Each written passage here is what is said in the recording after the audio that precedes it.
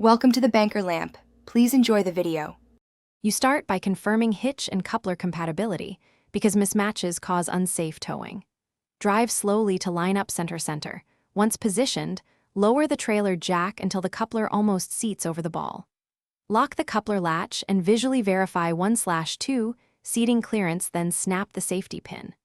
Attach safety chains in an X under the tongue so the trailer won't drop to pavement if separated. Make sure the trailer jack is still supporting some weight while you finish connections.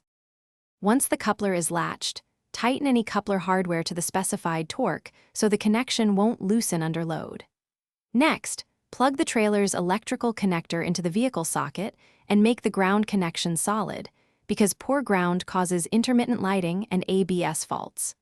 Test turn signals, brake lights and running lights now. Have a helper or use a reflective surface. Connect the breakaway cable to a dedicated anchor on the tow vehicle and set the trailer parking brake if equipped to prevent rollaway.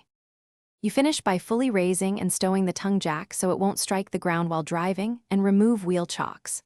Walk around the rig to confirm lights function, safety chains are crossed and clipped, coupler pin locked, and tire pressures are correct, because visual checks catch obvious issues. Once done, take a short, low-speed test drive and brake gently to verify trailer tracking and braking response.